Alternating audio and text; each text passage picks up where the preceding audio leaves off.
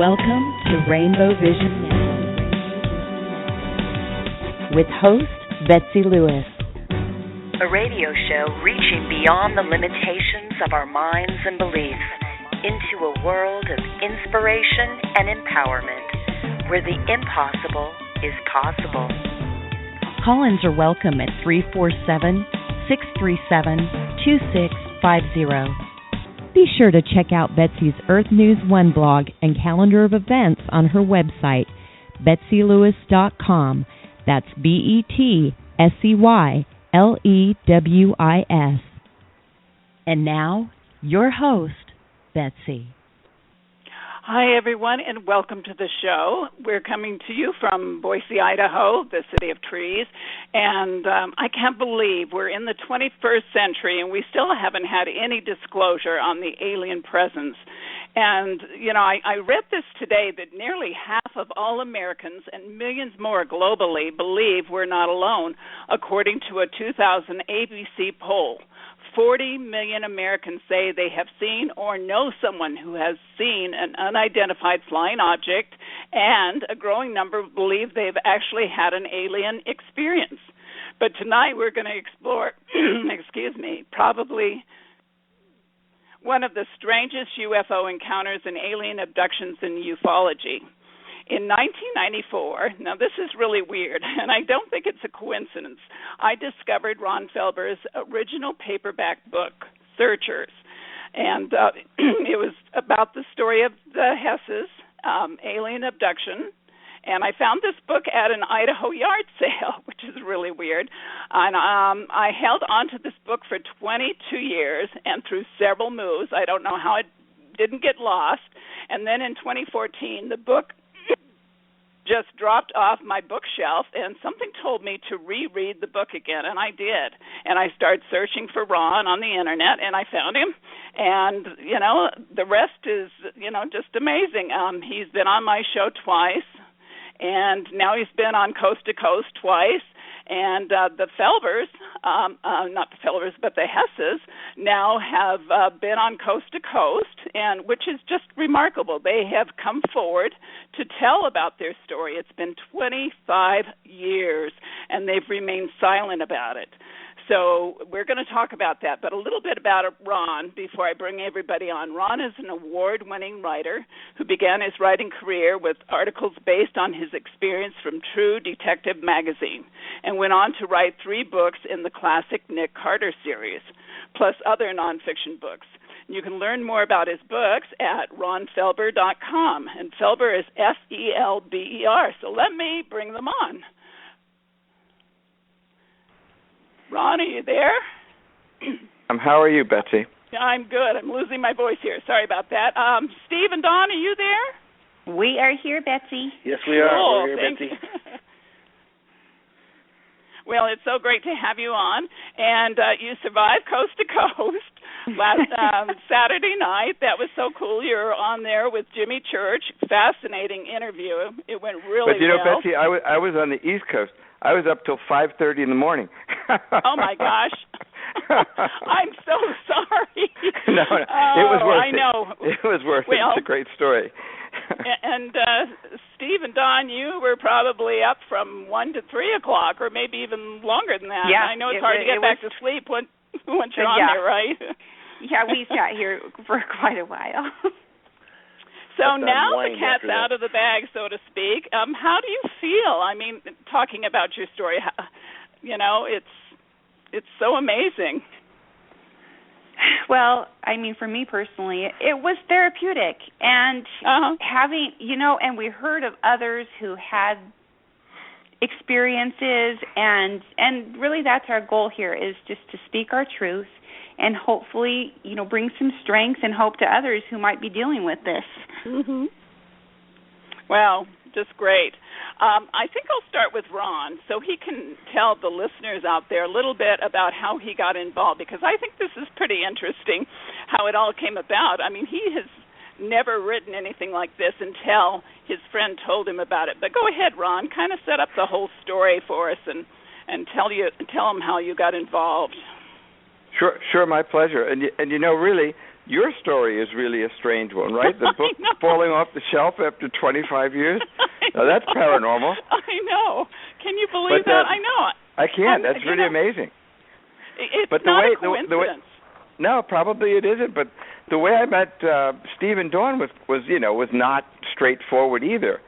Really, right. I had a fellow that became my friend who worked as a salesman in a company. I think I was a sales manager at the time, and he worked on the West Coast. I was on the East Coast. But I hired him, and over time we became friends.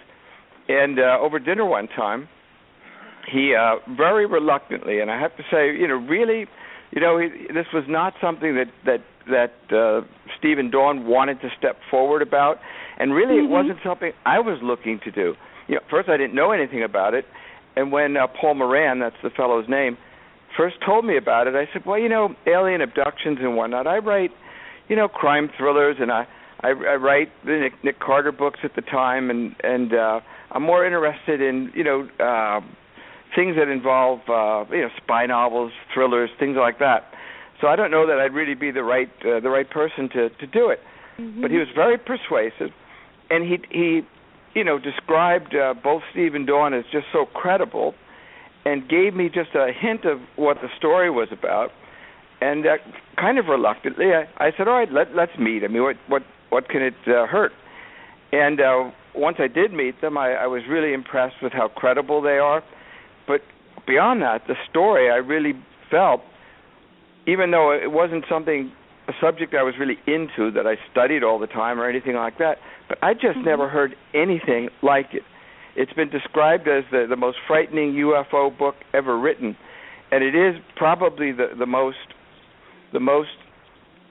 broad in terms of its scope and depth and duration and just detail of any story of its kind, I believe. I agree, Ron. I think you're totally right. I've read so many stories of alien abductions, and there's nothing like their story, nothing at all that I can think of.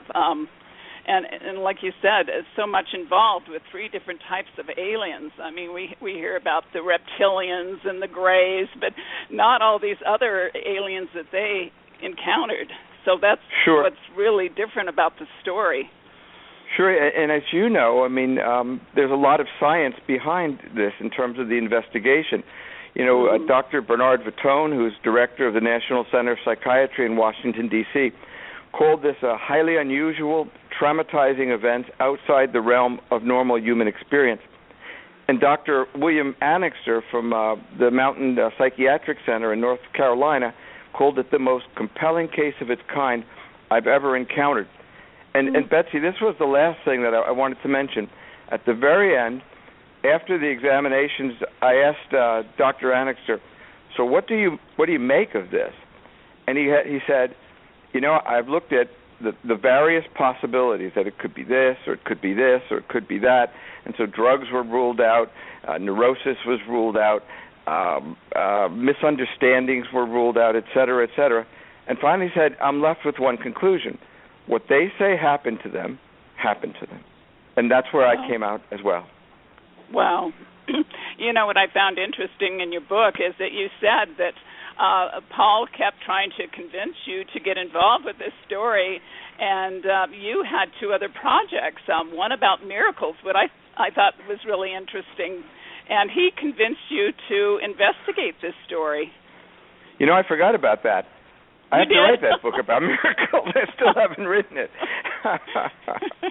Yeah, I thought that was really interesting, and I understand. Me too, now that you mention it. I forgot all about it. It was interesting also that Paul went to Steve and told him that he had told you about this, and I guess Steve was quite upset. Is that right? That they're very private people, and they didn't want anybody else to know about this. Well, they're certainly private people, but I think Steve probably would be the one to answer in terms of how he felt about it. Steve, go ahead, jump in there. Well, Betsey, as it was, when you have something like this happen to you in your lifetime, and again, just trying to come to grips with it, understand it, very difficult to talk about, and I still get caught up in the moment and the emotion of it when I re-experience it. So it has been something that's I've held close to the vest, as it were. And again, luckily, it was my best friend, Paul, who had told Ron. And, of course, I know my best friend, and I know his interest was more caring about me than just telling a story to somebody. And I kind of appreciated that, I guess, in the end when I look back at it. So sure. And, so I couldn't be mad at him for long. Right. No, but I don't think that's any coincidence that all these things start happening. And this is all in what year, Ron? When did you? I know the original, the event happened in October 21st, 1989. And when did you meet Paul and find out about this? I think it was 1990. Yeah. Oh, okay. Was that right, Steve and Dawn? 1990? Right, Does that sound right? Right. And then we started, tapes and stuff in 91. Yeah. So, Ron, did you believe in UFOs at the time? Would you believe in aliens? What were your beliefs at the time? Well, certainly belief would be a really strong word for me. I didn't really look at this as the phenomenon, not this story. Just before I met Steve and Dawn, I always loved science fiction. I mean, who doesn't like H.G. Wells and War of the Worlds and sure. Rod Serling and so I grew up like many people did on some really great science fiction writers like Jules Verne, etc. So I was always fascinated by it. I think everybody deep inside has a yearning to understand more about this existence that we live in, and certainly outer space and things like that are a large part of it. So I had a really very general interest in, let's say, mysterious things or science fiction stories, but not alien abductions or not UFOs per se. This was something I looked at as interesting, period. No more than that. So have you ever seen a UFO? There was a friend of mine asked me that recently, and I always say no to that question. And if you've asked me that before, I've said no, I'm sure. But I never mentioned this because I don't know why I didn't. But the most vivid dream I've ever had in my life was I lived near the beach, and this was in New Jersey, and it was a pretty chilly night, and we had a dog, and in my dream, I woke up and I walked the dog, and I walked the dog to a pond that was nearby, and in the pond was this rather large, shiny object at the bottom of the pond, and it was a large pond, so maybe 30 feet down. In the dream, I had this compulsion to go in the water. Now it's cold. I mean, there can be very few things as uninviting as a cold pond on a cold night and jumping in the water. But in my dream, I did. And I wound up on the inside of that object, and it was a UFO. It was a spacecraft, and I was completely dry. And I remember feeling very fascinated, and a little pleasantly shocked that I was completely dry. My watch had stopped, and these beings took me around and showed me various devices, like a map, like how the ship worked in general terms. And then I remember being with the dog again, and then in bed. So that was, and by the way, for a month, I had a very pleasant vibe. Do you know what I mean? I felt really good, and for no reason other than that dream. I left with a very good feeling, almost a euphoria. And I've never told that story before, but there we go. Oh, I'm glad you did. When did you have that dream? That would have been, maybe 1987, something like that. Oh, wow. And that's actually, really interesting. Not so much before the Hesses had their experience in '89. Now that you mention. Oh, now that's not a coincidence. I don't know if you've read Ray Fowler's books, The Watchers, about Betty, Andreas, and Luca and her husband.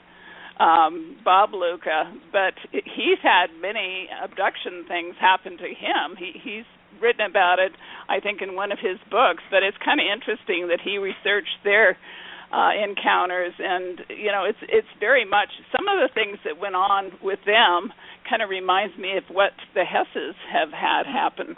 And if you get a chance, read that book. Like I said, there's several. There's the original Watchers and then Watchers 2, and I think there's a couple of other books. I can't think of the titles, but that would be interesting.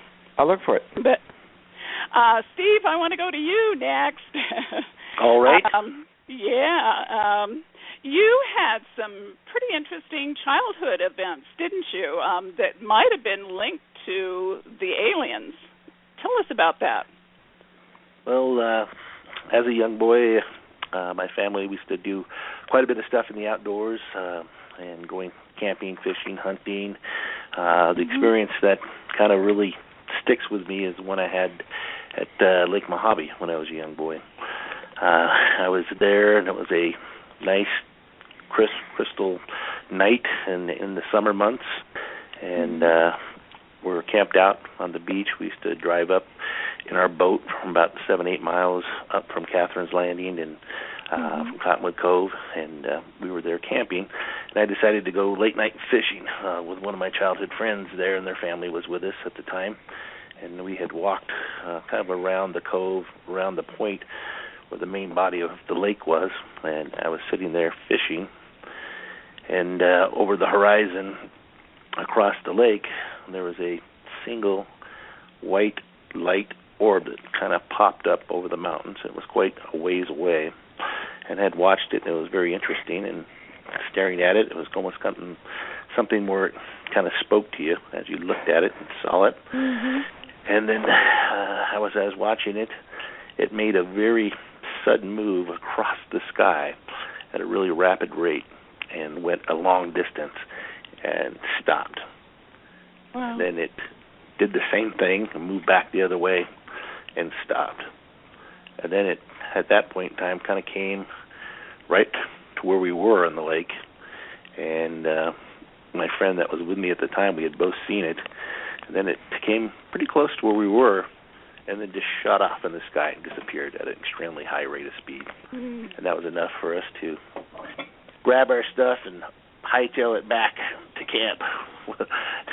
Tell my parents something I just saw was definitely out of the ordinary.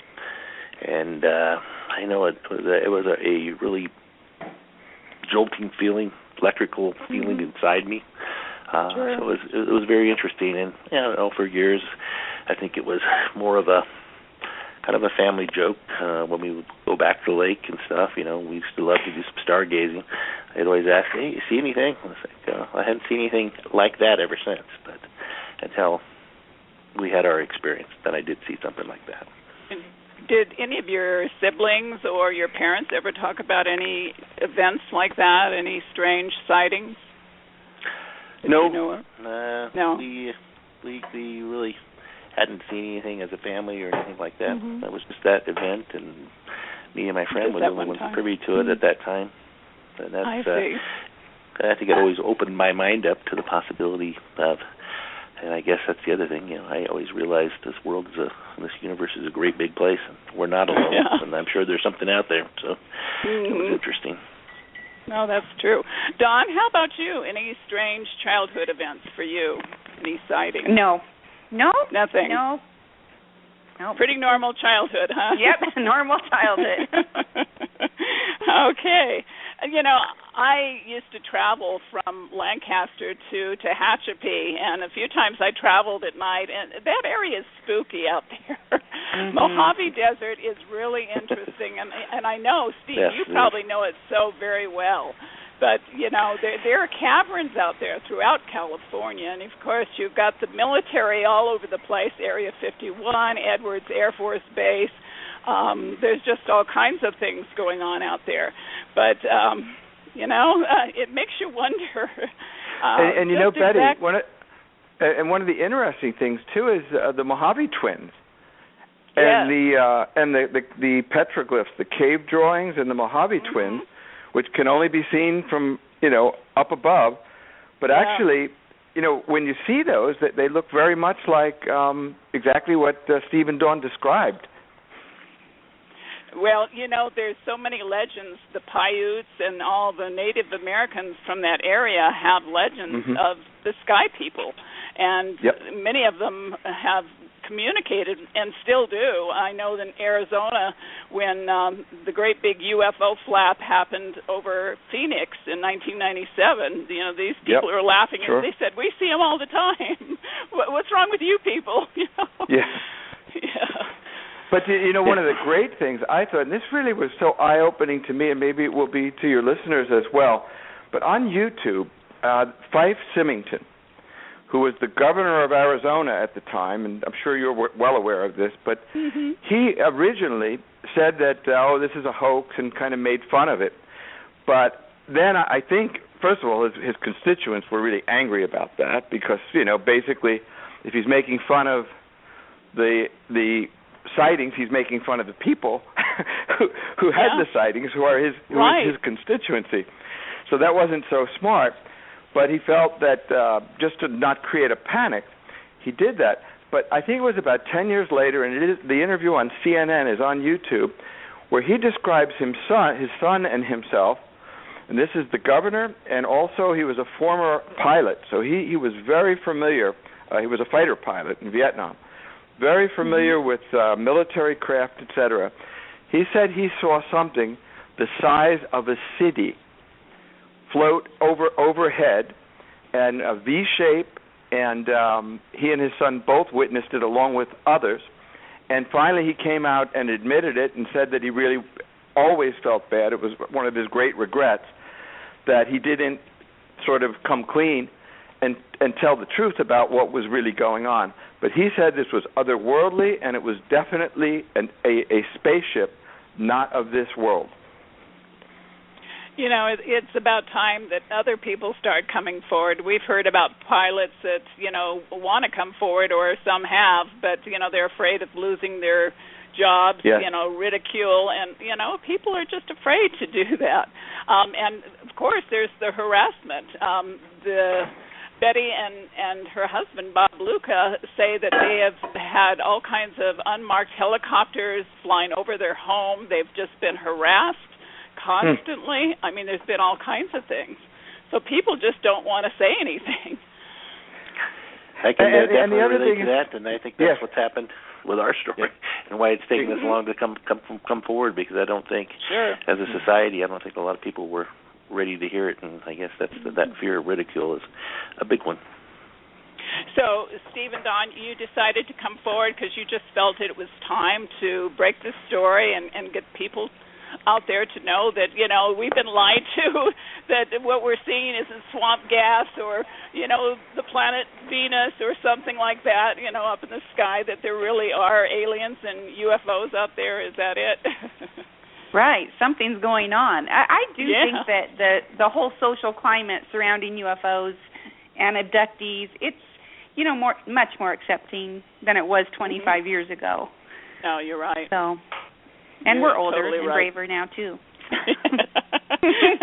Well, I'm glad you are. So, Steve, let me go back to you. Take us to the day of October 21st, 1989, and you're planning a trip to the Mojave to go hunting with Dawn. And I know she's not too thrilled about it, but was there anything unusual about the trip from the beginning?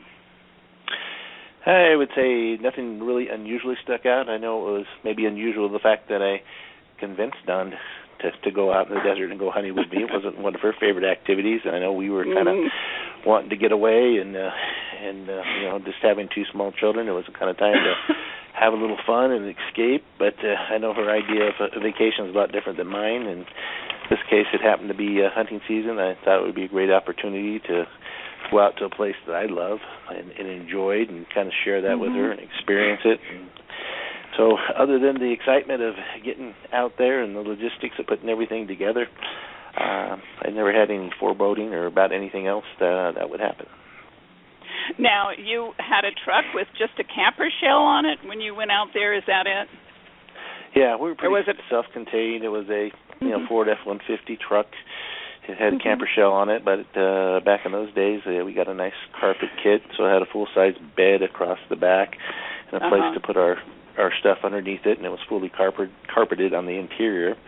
So, it's not the Taj Mahal, but it certainly made well as you headed out to the desert for a place to shelter down and have some fun. Sure. Well, I've done that too, in the back of a Blazer, It works real well. Don, I want to go to you because something happened with your young son that seemed to be really strange about a transformer. Tell us about that incident. Well, yes, Stephen did have transformers, and he was playing with them, but I don't recall having the same kind of foreboding as talked about in the book. He had it. I told him to put it away. It was in the truck, but I didn't freak out. I didn't freak out about it. Did he say something about space people? Yeah, well, he was just learning to talk, so of course, he couldn't say transformer. So he's, spaceman. Had he ever heard that before, or did he just kind of surprise you with that? Yeah, I don't know that I ever heard it before, but I remembered it later, but at the time, I wasn't, freaked out. I was happy he had a new word. Right. Now, didn't that transformer end up in the camper or something like that? It did. It did. Yeah. He must have. You don't recall putting it there, right? Oh, no. Right. I don't know how it got in there. That's pretty weird. Really weird. That is. Yeah. So, Steve, let me go back to you. So, you're out there, and what time was it when you got out there? Well, it was a 2-day trip, and I think the first day when we first initially arrived, we had went to the state line and enjoyed some dinner and did a little gambling, had a little fun. Then we drove up to the area that we were going to go hunting. And once we got there that night, it was very, very foggy at the time. And so we didn't make it all the way up to where our final destination was. So we had stopped for the night, and then nothing happened that night. The next day we were refreshed and ready to go. And that was the day that things kind of changed that next day. Now, wasn't it, you were looking for a campsite, right? And wasn't everything filled up? Wasn't that kind of unusual for that time of year? Or? It was extremely unusual out there. It's a very remote area, as it were. And certainly those who want to do any kind of prize trophy hunting, it's definitely not the spot for it. Finding mule deer in the desert is a hard task. But I've been up there many years and have never seen that campground ever been filled up. But the day that we were going to go there and to the camp spot, we had hunted during the day, and it was getting later in the night, and decided it's time to get up to the camp spot. And knowing that I wouldn't have any worries, pulled in there. Much to my surprise, every spot was filled. So that's when I had to come up with Plan B. Yeah, that's really weird. And I was not happy about it. Oh, I can imagine, Don. I can imagine. So you decided to go to a different area. Now, why did you decide to go to this other area? It's pretty remote, isn't it? It's definitely remote, a lot more remote, but it actually was an area that I had been up there a couple of weeks earlier with my dad and my brother, at an area where we actually had saw some deer, and I wanted to go down and explore that area. And it's not too terribly far from the campsite. It was just getting dark, and I knew the roads very well. And so we drove down to an area down into this valley, and certainly all main roads or any existence of people slightly disappeared as we headed down that way. So it's a unique spot, believe me. Now, it's called Table Rock is where you were. Now, is that part of the Panamint Mountains in that area? No, it's actually called Tabletop Mountain. Now, you know where the Panamints are, though? Is that quite a distance from there? I'm not familiar with the Panamints. Oh, okay. Because I think that's part of the Mojave, too, but I wasn't sure if it was in the same area. But that's... basically, yeah. Yeah, that Mojave Desert is a huge, vast area, but we're kind of what they call the Mojave Triangle area, which is the spot between I-15, I-40, the state line, and in California, right in that area. But they got Mitchell's Caverns there, kind of to the south of us, Tabletop Mountain, New York Mountains. It's definitely a high desert area, which has pinyon pine and a bunch of yucca forest. Very, very unique area, granite mountains. Yeah, it really is. It's. I thought it was really different. I've been in some of the areas there, and I know how remote it is, and some of the legends too is just it's amazing. But once you got there, you decided what to make a fire and start dinner, do some steaks on the fire, and maybe roast some marshmallows or something. Yes, so when we got there, I knew the spot, and I had pictured it in my mind already, and drove down this wash. And the wash is it's a little scary. It's one that has a lot of soft sand. You can get stuck very easy. But I knew a place to get all the way down to the bottom, and where I could pull out on a little dry, firm stretch of earth there, where there were some mesquite trees right there next to it. It makes a nice little spot, and then you're basically facing the Woods Mountains, and then behind us was Tabletop Mountain, but you could see out through the whole valley as you looked to the north, and a very beautiful spot. So I pulled in there, and it was just before it was getting dark. Got out all our provisions where we set up the stove, and we're grilling some steaks, and I think we opened up a can of beans, and we're going to have our luxury dinner out in nature. So it was nice. Sure. Now, when did you start seeing something in the sky? Describe what you started seeing. Did you see it first, Steve, or did Don see it first? No, this definitely is what I saw first, and this is kind of relates back to the earlier part of my vision as a child.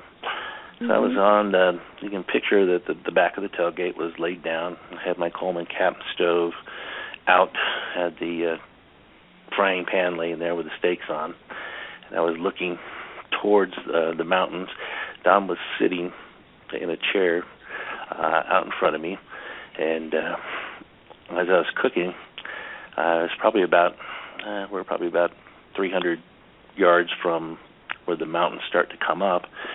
I looked to the horizon, and for some reason it caught my eye. I looked at the very top of the hill, and that white orb popped up behind there, and it just popped out all of a sudden, and I'm looking at it, and when it looked at me, I could feel it looking at me or letting me know it was there, and I knew it was there, and I felt the presence. It was like electrical shock. Went right through my body, and at that time, I knew that was something. It took me like a lightning bolt right back to my experience that I had at Lake Mojave when I had seen it. It was the very same thing that I saw there, and I felt it. And it was like not a doubt. And as quickly as it appeared, it was just there momentarily. It dropped behind the mountain again and disappeared. And I tried to obviously play it off at that time because Dawn already expressed her concerns about being alone and vulnerable down in this valley. Yeah. So I kind of just tried to play it off, but I think she caught the look on my face and had some questions for me. Oh, I'm sure she did. And you just knew you were being watched, right? Poor Dawn. I did. I can imagine what she was going through at that time. Oh, my goodness. Well, I kind of tried to play it off, that's for sure. Yeah. So what was the next thing that you saw? Didn't you see a lot of things start falling from the sky? Is that what happened next? Well, first I'm sitting at the campfire, and I see the look on his face that something troubled him. I'm trying to get out of him. What's going on? I'm scared. Is he scared? And he's playing it off. And then it just makes me look up at the sky, and I notice that there's some like a cluster of something. It looked kind of like stars, but there was a shiny appearance to it, but they had little blinking lights, and I'm like, what is that? And he's like, oh, that's just a weather balloon. And I'm just looking at it, and I said, well, that's a lot of weather balloons all tied up together. and pretty soon they start, like, obviously blinking in some kind of communication. It's like, I don't think weather balloons can communicate. And that's when we realized, something's up here. And just like when we realized that, you can imagine, Betsy, the stars, the multitude of stars in the middle of the desert with no light pollution, many. But now, all of a sudden, we draw our eyes away from that back to the other side where Tabletop Mountain is, and the stars are gone. They're just gone, except for 9 of them. 9 they just white vanished. Wow. They're just gone, and so is the moon. Wow. Now we don't even see the moon. And so, but we do see these white, glowing objects, 9 of them in the shape of a big M over the top of the mountain, and we're like, oh, this is not right. No, this is not good. This probably cannot be good. No. So, did you think it was military? Was that your first thought, or not with what? Steve, right probably? Then, right then, I wasn't. I was kind of in shock to even think of what it could possibly be. But when we turned around and saw that all those shiny lights were now dropping on the horizon, floating down to the ground, and now advancing across the desert floor to us, that's when I thought it was military. This is the 1980s. I'm saying Russians are attacking us, and they're floating down and coming at us. That was my first thought. Yeah, sure. Now, when did you decide that it wasn't military? At what point did you decide that you better do something quick? Well, I think that the biggest thing is when all this started happening, those 9 lights kind of dissipated throughout the valley and kind of positioned themselves. They started blinking. Then we started seeing all these things floating down. And, again, I knew all the roads out there. I know there was no roads out there. And then they were hitting the ground and then starting to advance at us at a very cool pace. And things changed. And at that time, I think, panic had definitely set in. I immediately tried to go kick out the fire and hide our presence, but I realized that was fairly futile at this point in time.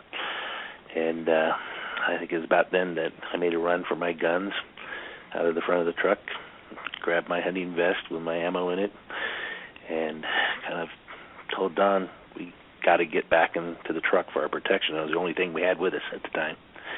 And as we made that move to the truck, we just seen these things floating down, hitting the valley floor, and then they seemed to change in some way, and that's when we started seeing these pairs of red eyes, thousands of them across the desert, coming straight at us. And I said, it's time to get in the back of the truck now.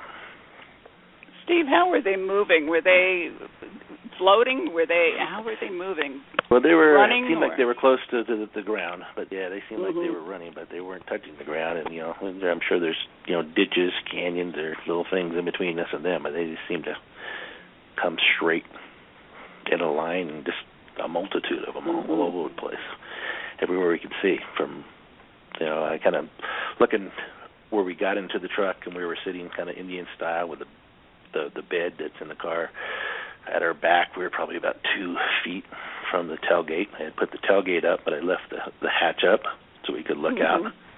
Right. And again, they were coming in droves and waves of them all over the place. How terrifying for both of you, alone out there in the desert, late at night, it's dark, and here are these lies or whatever they are coming at you. And didn't Dawn at one point feel that you should not use your guns? Did she try and stop you? Dawn, go ahead and answer that. Yeah, I did. He, of course, being the protector, grabbed his gun. This is when now there are... By the time I felt that, there were 2 sentries who were stationed. I don't know how they got there, but 2 bluish-gray sentries about 3 feet tall, stocky, ugly, kind of electrical-looking, but they were standing there. And when Steve wanted to shoot one, I got a powerful message in my mind. Don't shoot. don't shoot, or you'll be harmed. And I told him to put it away. Sure, and he listened, I hope. He did, reluctantly. Well, I think reluctantly. that same message that we got, Betsey, it was kind of a eerie thing that we almost heard the message, warn your mind that you're powerless. This can't affect us. You can't do anything about it. Sure. And not going to make matters any better. It'll only make things worse. So. Tell me a little bit more about the sentinels or the guards, the blue-gray beings. Were they more like robots, or what did you feel that they were? Well, it seemed that they were definitely entities of some sort. I think they were live creatures. They weren't mechanical. Yeah, I think they were live creatures. But, I almost wonder, they almost had kind of a holographic quality to them. Like, I know they're there, and we can see their matter, but it doesn't seem like, it seems like we could have maybe, if we could have touched them, that maybe we would have gone right through them. Does that make sense? I don't know. Yeah, it does. Don, I was just going to ask you about holographic, if you thought it was some kind of holographic insert, and you just answered that question, so that's really interesting that you thought that. So they didn't really, they seemed kind of real, but they didn't seem real, right? Yeah. Well, I think, too, they definitely were there for a specific purpose, and I know the purpose that we kind of found that they were was to monitor us and make sure that we're not coming out of the truck or we're not doing anything, because I know when I tried to advance towards them, they would advance the same distance. When I backed off, they backed off. But it was very, almost like one was glued into me, and one was glued into Don, and they were there to monitor us in a lot of different ways, I guess you'd say. Sure. Now I know you felt probably like you were an animal being hunted, and I know that you hunt. Do you think that these beings wanted you to feel the emotion of being hunted, instead of the hunter, and they wanted you to know that all creatures are sentient? Do you think that might have been what they were trying to convey to you? Well, I don't think at that point in time but later in our experience, as we went through some of those feelings, I definitely think it was kind of a mind terror to bring out those kind of things as well. So it was. I'm sure I felt like that. That's for sure at that moment. Yeah, right. Now I understand you still hunt, right, Steve? I do. You do. Have you changed I do, anything about hunting? Do you see things in a different way since that event?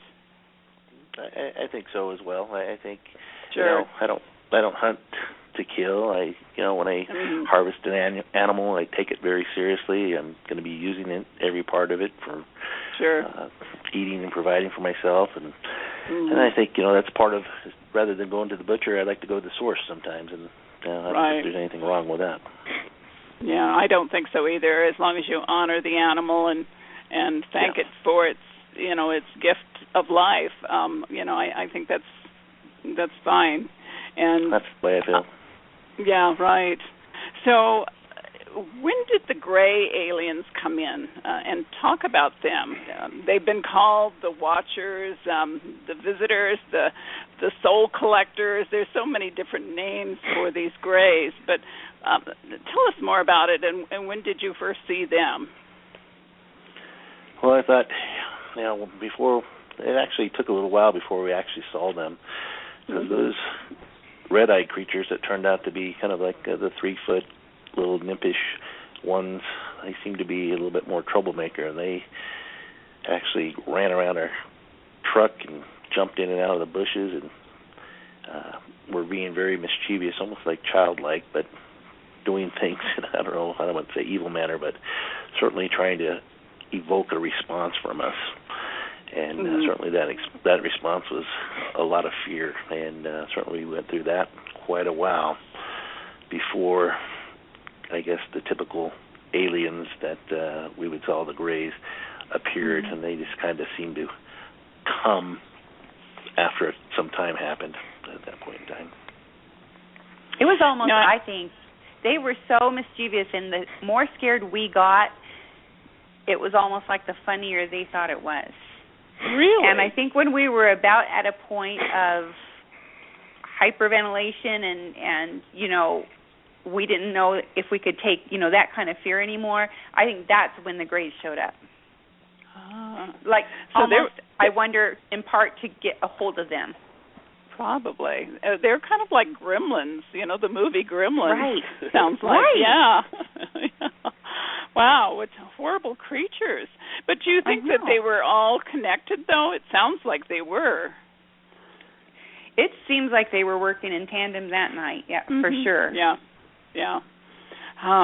So now also there was a point where you thought that they were extracting something.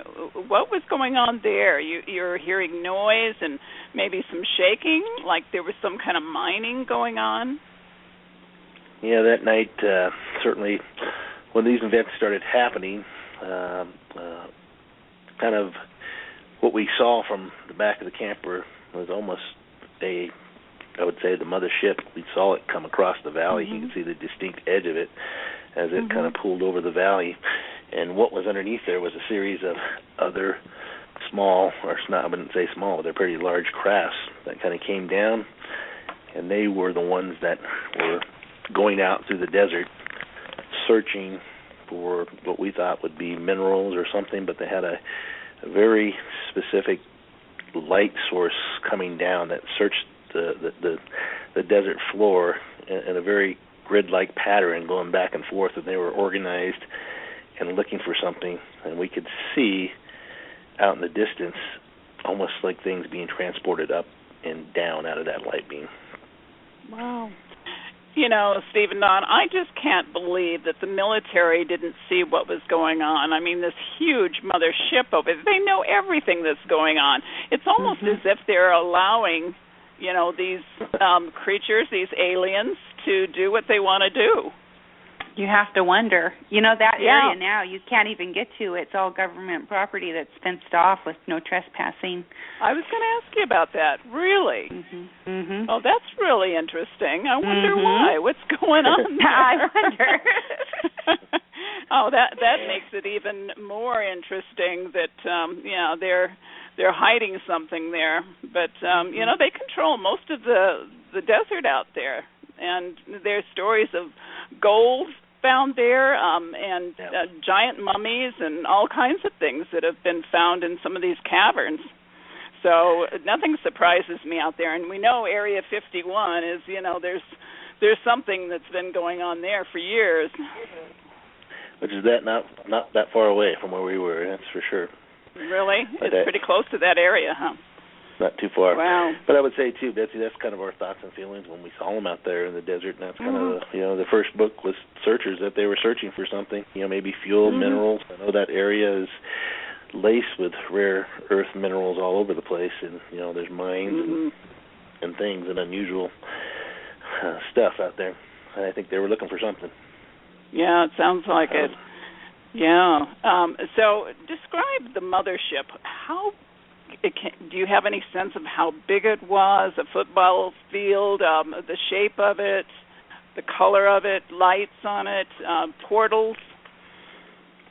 Well, that's a tough one to describe because as far as size goes, in the valley that we were in, it's probably, I would say, 2 miles across to a couple miles length, and it capped that whole valley. I mean, there was much smaller ones underneath it that were probably, football field shape sized. But what we saw from up above was that when it came over, it was kind of weird that it was almost kind of translucent. In fact, you can almost see it was like cloaked, but yet it was there. Interesting. Many people believe that the military has this great big triangle, huge ship, like a mothership. So, but it was more of a round shape, or did you see it as I would say it's more of a round shape, at least the edge that I saw as it advanced over us. It seemed to be that way. But, it could have been triangular in nature. I mean, it was so big where you couldn't really see the edges once it came over the valley. Wow. Now that's just huge. And if someone didn't see it out there, our military, then I'm worried. Right. They would never know what's going on with, the Russians or anybody else, That's a little bit frightening. Exactly. Yeah. So at one point, you are actually taken aboard this mothership, right? You were actually beamed aboard, right? Like Star Trek. Well, it was weird. Not exactly beamed. We stayed in. You have to understand. We stayed in the back of the truck. We were not in our consciousness. We didn't ever leave the back of the truck, and the truck never left the ground. But it was as if we had the sensation of our whole platform of Earth was going up. Scooped it out. Like it was scooped right out. But of course, the next morning, that's the first thing we investigated, and the Earth was exactly as it should be. But the sensation was, and later, years later, as we went through regressive hypnosis, and we understand what happened once we were taken aboard, because we didn't have the conscious memory of going aboard. Mm-hmm. Sure. Yeah. Now, isn't it interesting that they can manipulate time and space? And maybe it was your astral bodies, because many abductees talk about that actually they watch their bodies in place, their physical bodies, but their spirit or whatever is actually pulled out of their body by these beings and experimented on or taken somewhere. Right. Yeah. So what happened would make when perfect sense, actually, since we could feel the sensation. Mm-hmm. So what happened when you were inside? What did you see and what did you feel, and what was it like? Did you see more grays? The first thing I recall is the long corridor with glass-like tile floor that is lit up from the bottom in blue, and the walls are rounded, so it's almost like an arch corridor, and it was a long corridor. And I can remember going down it, but I don't remember my feet touching the ground. So it's almost as if we're just gliding across that corridor. I remember being in a room with a very sterile, almost surgical room with a sterile table, a large light above. I remember a small table with interesting-looking tools on it. Mm-hmm. That's what I recall most. How about you, Steve? What do you see inside there? Well, I would have to say my experience is very similar to that. Very, that part of it, certainly when I look at our experience, what happened, I think it, two parts. The one that happened prior to going in there, which was much more physical, where we smelled, touched, heard different things, as opposed to that part, which is more from the regression. But my memory is very similar to Don's in the fact that we were in almost examination-type rooms and atmosphere. Mm-hmm. But we weren't together there. Yeah. Oh, you weren't? No, we were not together there. Did you see any type of tube-like structures or anything that would maybe encase a human? Did you ever see anything like that? I don't recall seeing anything like that. Me neither. No, and the floor was clear. Could you see other levels in this clear glass type of floor? No, it's almost like they were glass bricks, so that it's glass, but you don't see through it. But it's being backlit from underneath. Oh, okay. So how were you feeling at that time? Were you so frightened you couldn't even, possibly think straight? What were you feeling? What were your emotions at the time? Well, I think we were under some kind of drug-induced or somehow induced state of numb. We knew we didn't have control of our body. I guess I should say I'll let Steve speak for himself, but I wasn't screaming. I was numb, maybe just shock. or maybe it was, they were controlling perhaps my emotions and my physiology. But Steve, I think that I recall during the hypnotic session, talked a lot about struggling and fighting to get away. Yeah, and I do recall that as well too in the hypnotic session, trying to get back to Dawn or protect her and do this kind of thing, struggling or fighting, but I couldn't move, almost in a paralyzed kind of state, I'd have to say. But looking at least this part of it, again, going back to even almost before we were on the ship, where the Greys came and did a little bit more mind experiments on us when we were still, where I believed to be in the back of the truck, was kind of a place where we almost felt that they would take us to the brink of scaring us and then bringing us back and planting memories or doing things that they did even before we went on board. That was very interesting, and not interesting, but scary as you know what. That's interesting that they would do that to you. I wonder what kind of mind control. You said that you're more telepathic during this time. Both you and Dawn were both telepathic, but I wonder why they were playing such mind games with you and bringing back all these memories. I would think that they've had maybe thousands of years to experiment on us, but they seem to be pretty fascinated with us. Did you have any sense of why they were doing what they were doing? None whatsoever. It was beyond our comprehension. It was, in retrospect, after 25 years, you think, well, it had to have been, scientific in nature. It was measurement, for whatever reason. I don't know. But, Betsey, I recall vividly during the hypnotic sessions that Dawn really almost almost not like herself under hypnosis, talked about that they don't have emotions like we do.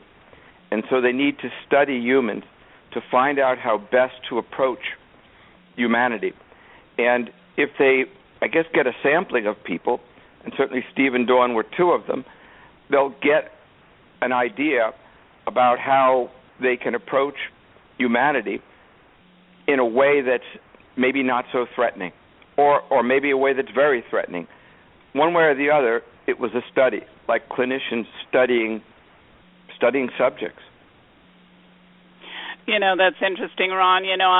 I've heard some people, they have theories that's us in the future, that we have become these non-emotional beings in the future, that's how we've evolved, and that's kind of a sad thought, I think.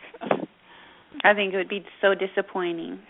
Yes, yeah. Well, that's what makes us human, is our emotions. But I think I've met a few people like that. Yeah, right on. Yeah, me too. Yeah, we won't go there tonight. That's another show. We're at the top of the hour.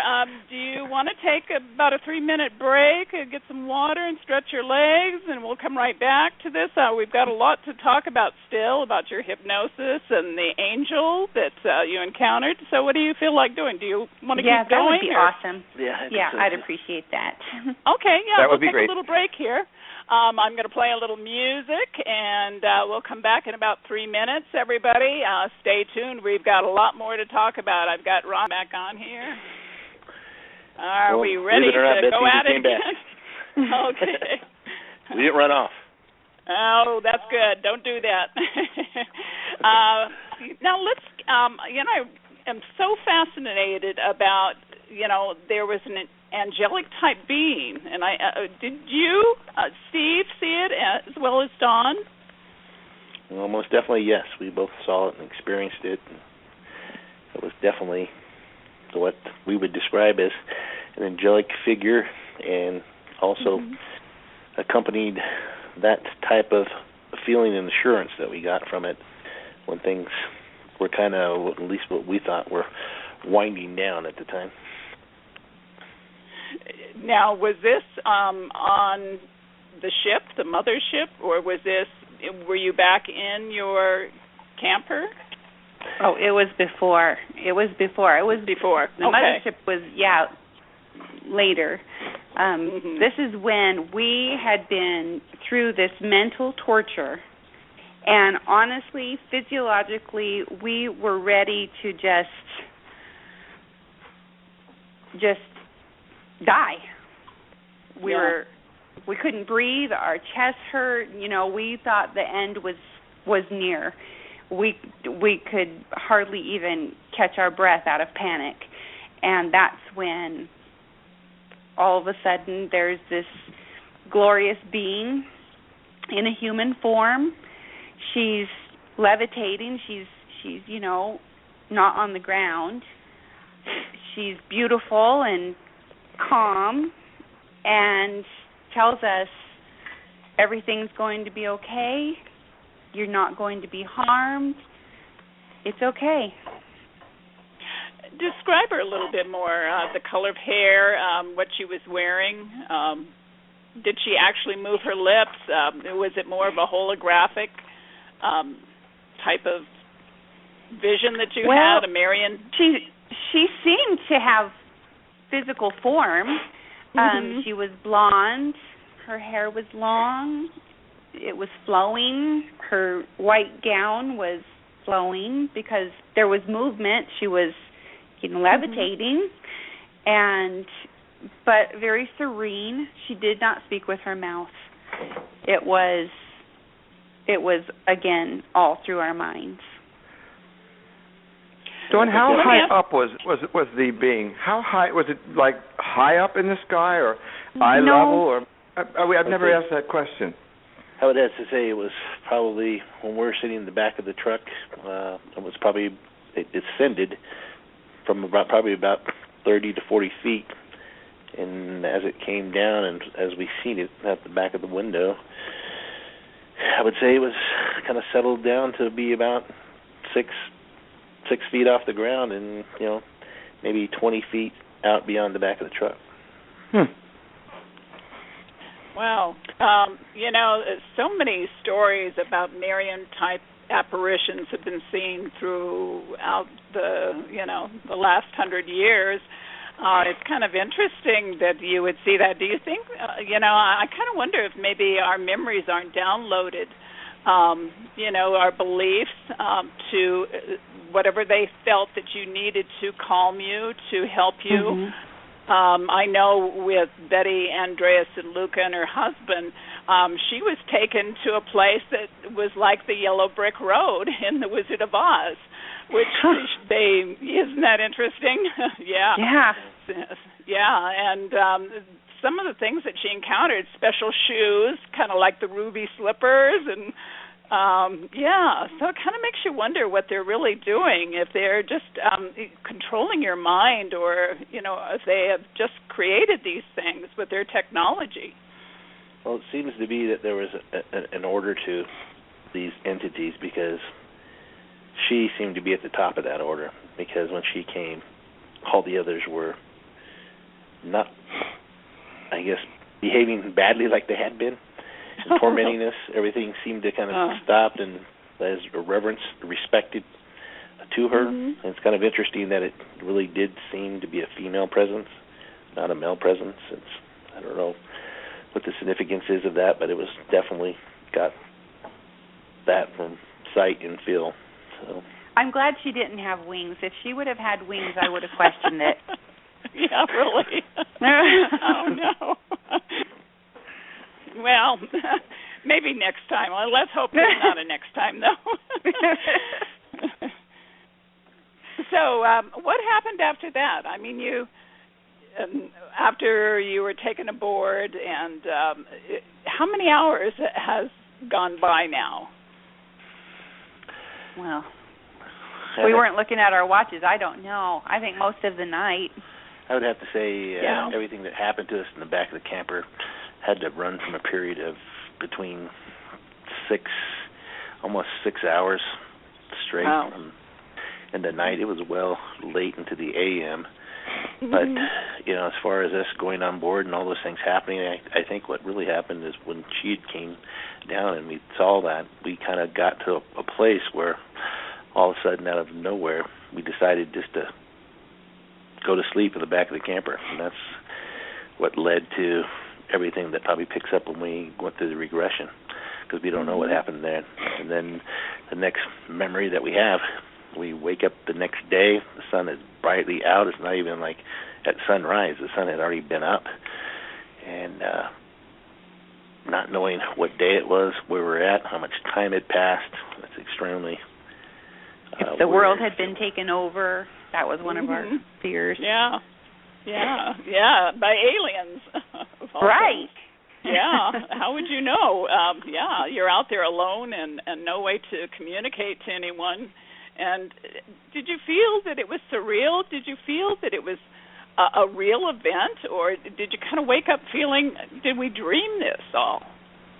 Well, we were very conscious of the fact of what we had both gone through, and we sat there for just a moment saying, oh my gosh, did that just really happen? And so, we tried to validate each other that, is this what you remember? Is this what you remember? And then we, very carefully look out the back to see, is the plot of land somewhere else now that we thought we had been taken up and moved, but everything looked right. And so we got out of the truck and looked around looking for prints, thinking those two sentinels should have left prints.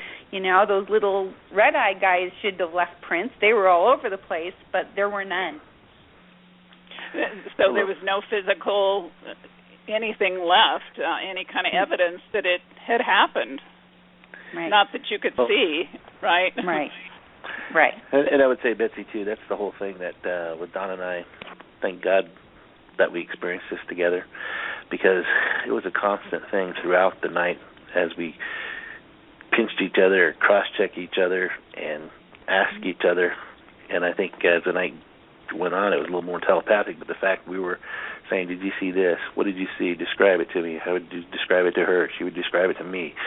We kept on going through this whole thing while we were in the back of the truck, and I think that's the disheartening thing is obviously you have no physical evidence. And I think that next day I went out and scoured every inch I could of everything that I saw the night before. Not a single shred of evidence even made it more, I guess, disturbing. Yeah, yes. Really.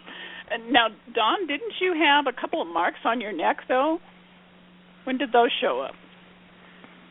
Those I recalled in the hypnosis. There was at one point during the night, though, that a red little spark, I call it, it's just a little red piece of energy, had hopped into the truck, into my stomach. I didn't feel it, I just saw it.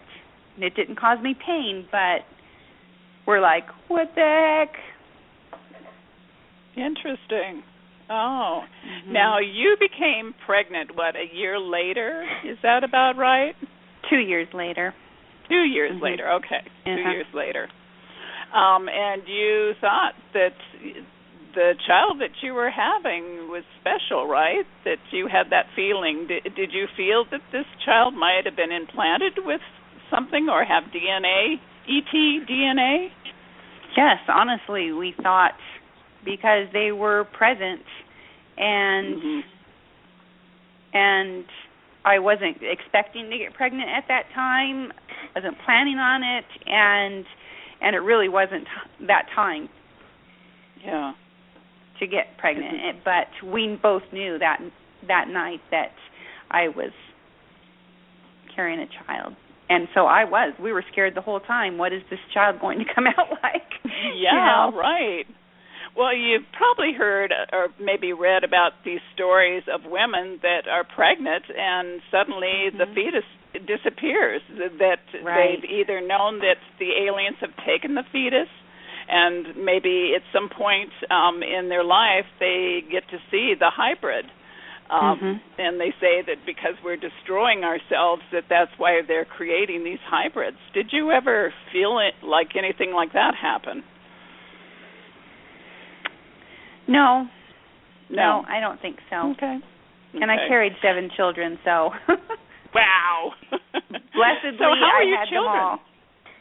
Are they different? Pardon? Are there are any of them, would you think that any of them have, like, maybe more psychic, telepathic powers, or have you noticed anything like that might be unusual? And some are very intuitive and empathetic, I would say. Wow.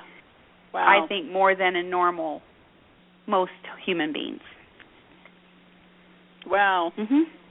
Well, that's pretty incredible. And, I've heard about a lot of these new children that are supposed to, they are not really looking like hybrids. They look like humans, but they do have DNA, ET DNA, and they are empathetic, like you said. They are really intuitive. They are just so evolved, these children, and that's really exciting, I think. And I want to mention one thing that really astounded me. I listened to your show on Coast to Coast, and there was a Native American woman that called in about DNA markers. What do you think of that? Talk about that. Oh, I think it's an incredible theory. I hadn't ever heard that. Yeah. That's an interesting possibility. I don't know.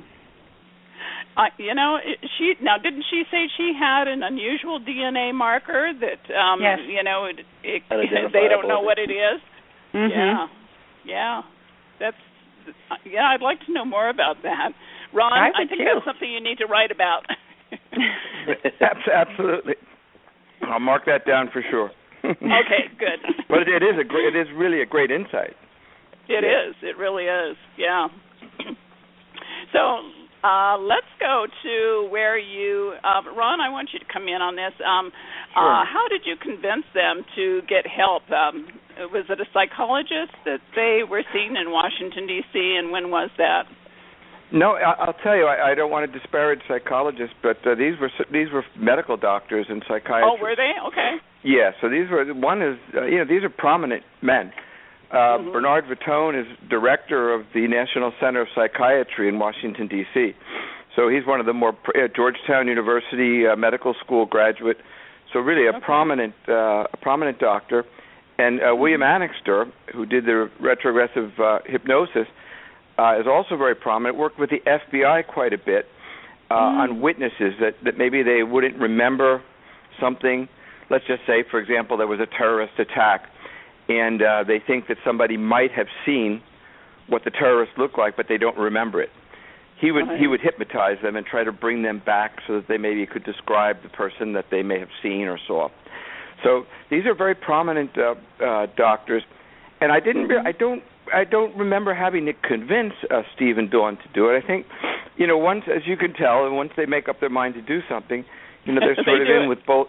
They're in with both feet, and I think they were curious. Of course, they'll have to speak for themselves, but I think they were curious. They had nightmares, I believe, and had disturbing dreams, and I think they knew that there was some curtain that was blocking their memories for hours of time, and I think they were interested in getting it in that removed and seeing actually what did happen to them. And also, Dr. Vitone excluded a lot of possibilities, like drugs, for example, excluded. Mental illness, excluded.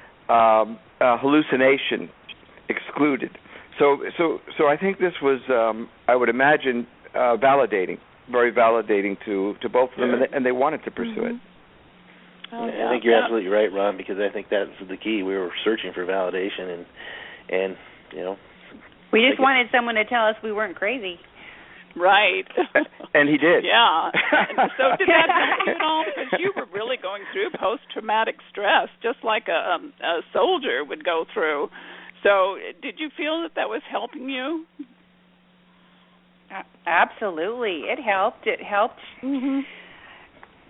very nice man, don't you think, Dawn and Steve? Dr. Vitone? They were awesome. They were very compassionate. They were very thorough. They were very scientific. Nice and I was grateful for that thoroughness so that, they could validate. Can they say exactly what happened? No.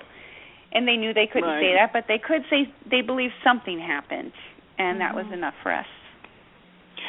Did you ever think of having a lie detector test done at the time? I know they're not totally accurate. That's Steve did. Yep, it's very interesting. You should bring that up. I did at the time. And, oh, you did? Okay. Ron arranged it. Yes. And went ahead. But I'll just comment. Dawn couldn't because I think Dawn maybe you were pregnant. I was pregnant at the time. And he wouldn't do it because of I guess there's electricity involved. Oh, I see. Okay. So what did that test reveal? But I'm not a liar. I knew you'd say that. At least that's that is an honest guy. Great. In a nutshell. Well, I can tell you're truthful people. I just feel it. I sense it from you just talking to you. I can tell in a person's voice. And but Ron, let's go to the hypnosis because how did that all come about? Well, I was lucky. I had gone to Georgetown, and I had a roommate for a little bit of time, maybe 6 months, in the dormitory there, who became a doctor. So, I hadn't talked to him in years, but when you're roommates with somebody, 10 years can pass by, 5 years can pass by, and it doesn't seem that long. So I got a hold of him, and I told him the situation, and I asked him if he knew anyone that might be able to help. And he mentioned Bernie Vitone, who he'd gone to medical school with. And I knew Bernie Vitone, but it never crossed my mind. I never thought of the name. And then he told me that he was running this, one of the large clinics in Washington, D.C. He was director there. So I called him up, and, sometimes when you go to the same college and you know the same people, even if not very well, they're a lot more, willing to help out and kick in for an alumni. So that was pretty much the way it happened. And he's a very gentle, insightful, wonderful guy. And then he recommended Dr. Annixter, who I didn't know at all. And William Annixter, I think, wanted the challenge. I think, he was intrigued. Yeah. Well, that's really interesting. Now, how long were these sessions, and were they hypnotized separately, separate sessions? Separately and then together. Mm-hmm. And they were incredibly revealing in many ways. Well, I was going to ask you that, Ron. You took that question right out of my mouth. So what did you think of all this? I mean, there were some pretty amazing things, and I'm going to go to Dawn about some of the things that she uncovered, and Steve too. But what were you thinking when all this is going on, and they're telling some of this? Did you see stress levels in their voice? No, absolutely. No, absolutely. Mm-hmm. Particularly when they were separated, and when they were talking about some procedures and things of that nature. Very emotional. I mean, occasionally people will say to me who've read the book, or usually people who haven't read the book, do you think they were lying? And first of all, there's no motive whatsoever in the world for that. But second of all, if you sat in that room, you would know that these people went through a real and true ordeal, and that they, in reliving it, you could just see the, I call it pain or anguish, mental stress. It was very, very clear. Wow, that's really interesting. There's one thing I want to go back to both you and Steve and Don. I want to. You have said that you feel like you've been monitored, and you. I don't know if you still feel that way. Do you still feel that you're being watched by these entities? Yes. You do. We do. Yeah, do you have unusual things happen in your house or with your children? For years. Almost every one of our children's had experiences. Mm-hmm. Are they frightened? But that's not for tonight. Are they frightened about this? How do they feel? Frightened.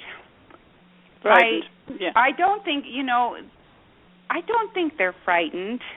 Mm-hmm. No, I think that we've had a lot of dialogue with our older children, I should say. I should clarify that. With our younger children, we've just told them a synopsis of the experience. They haven't read the book. They don't know all of the details, but because they're still young. Sure. But for our older children, we've had many dialogues, and we've had, experiences to discuss. Some of them have had experiences to discuss, and no one, I don't think anyone in our household feels frightened. And we've made it very clear. You know what? We went through some incredibly traumatic experiences, but we haven't been harmed. And I don't believe that harm is something that they look to do. Science and science, science can be traumatic. It can be traumatic on an animal, being tagged in the wild. But harm is not the purpose. So I think what I thought. I think that's how our whole family feels. Now I want to ask you: I know you are part of the Mormon Church, and did anyone ever tell you not to speak about this after the event happened? I mean, did you go to any of your bishop or anyone and tell them the story, and did anybody tell you not to speak of it?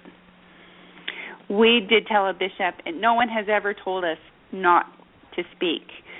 There was a time, I just want to be forthright, there was a time where we were not prepared emotionally to promote the book.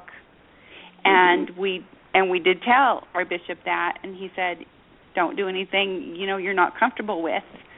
Don't put yourself or your family through that if that's your wish. And that's as far as any directive. It was totally in our court. They supported our decision. There you go. It's interesting lately, and I don't know about the Mormon Church, but I know the Catholic Church and astronomers have stepped forward and said that, they believe in ETs and they'd baptize them if they wanted to be. So, churches are stepping forward now and the Pope, speaking more about Pope aliens. Francis just did. Pope Francis just made a statement about it, which really is kind of mind-blowing, right? The Pope. It is. I mean, it's a pretty conservative institution, the Catholic Church.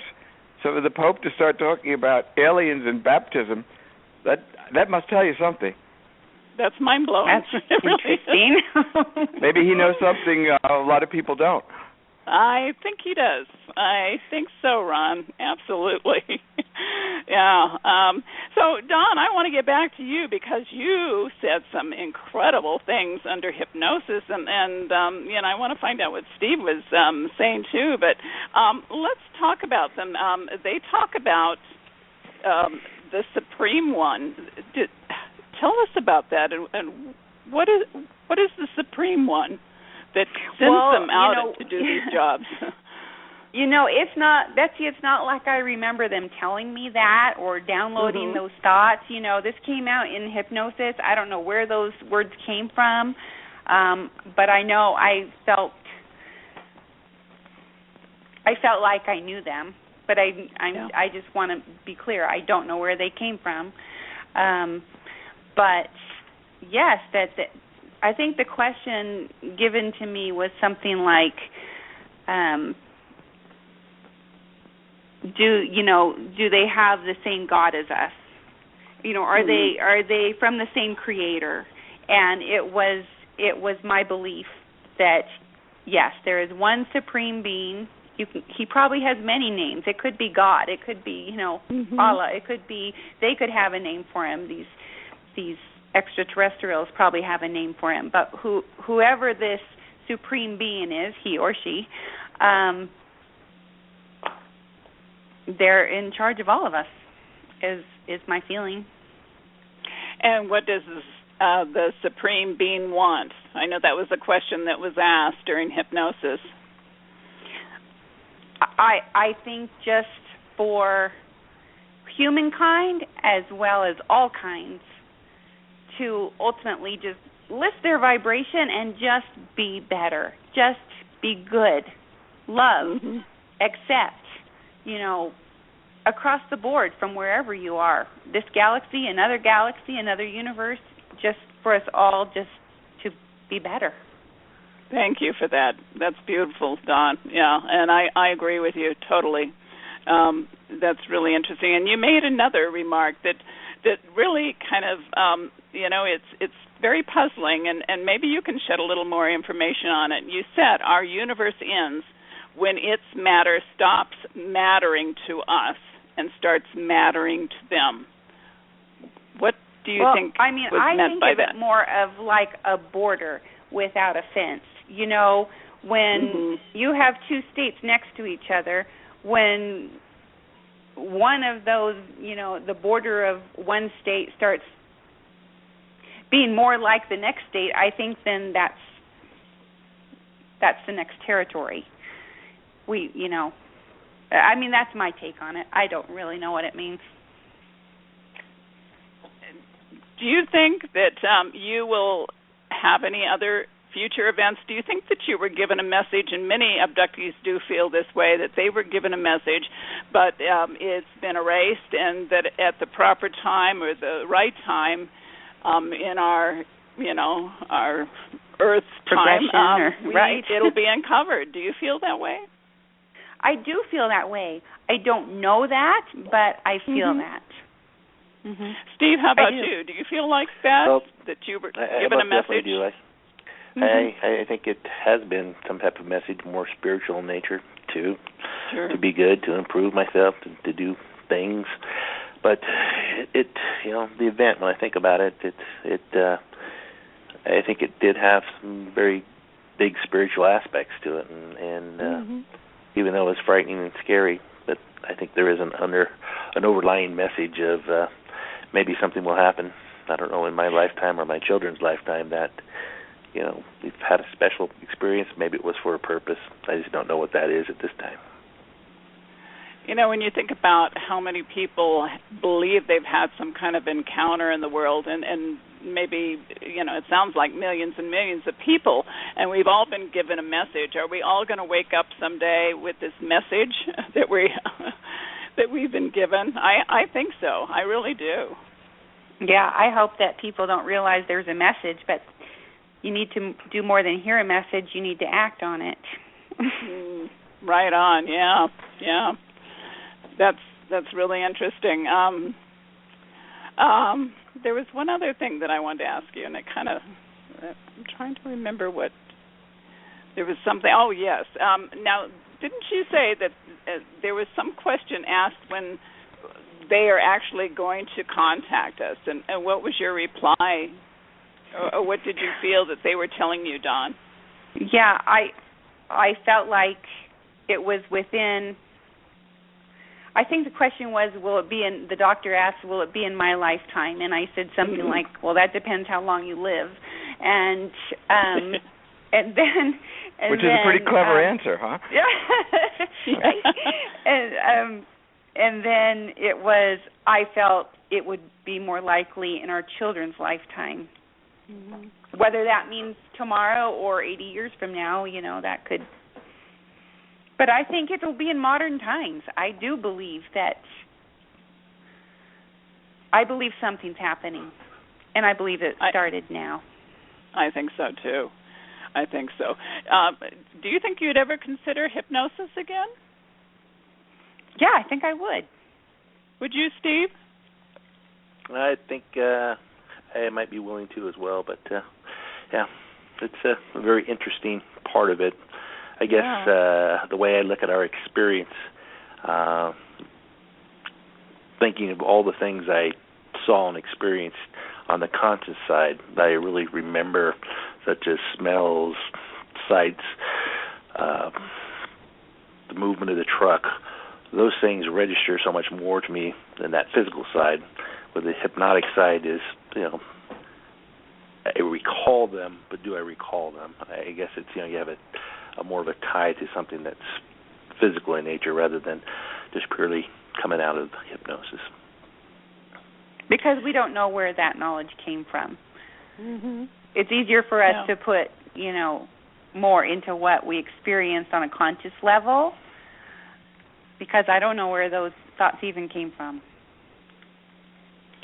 Well, let me tell you, your story is just so amazing, and thank you so much for stepping up to coming out and telling us this story after 25 years. I know it's been hard for you, but, it's going to help so many people, and I think it's time for disclosure. It's time that, we are no longer lied to about the alien presence. What are they hiding? We're grown-ups. We can handle it.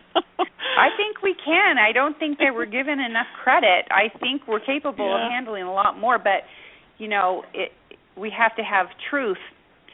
Mm-hmm. We can handle truth. Yeah, we can. You're right. But actually, if you look at the world today, how much truth do you get from anyone? And I think that, I think that's true. You're right. Mm-hmm. Governments, I hate to say it, but religions to some extent, just business, corporations, politicians. I mean, if a UFO landed in the White House, I don't know what they'd say, but it might not be the truth.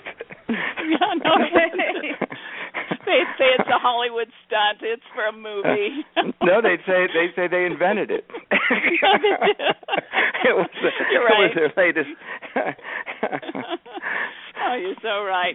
Well, we have covered so much in about 90 minutes, and I want to thank you, Ron. Thank you so much for writing that always book. A pleasure. I'm so glad I kept that book for all these years. Me too.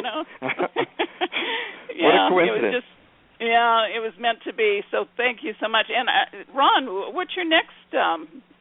I've got another book, another Jack Madsen book coming out May 1st. It's called Dark Angel, and you'll like it, Betsy. It's about transhumans being created at Princeton University. Whoa, that sounds interesting. And I wanted to congratulate you. I looked on Amazon, and you're at number 1 in the rankings there with your book, Mojave Incident. So congratulations on that. You're doing really great. Get the word out there.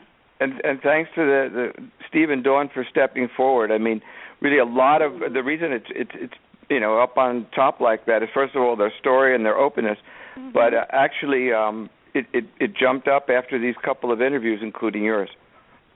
Wow. Well, great. I'm so glad of that. And how about you, Steve and Dawn? What do you see yourselves doing now? Are you going to be doing any UFO conferences? Are we going to see any movies about the story? What do you think? Well, we don't have anything like that in the works right now. Not yet, no. We're just trying to get through this week, Betsy.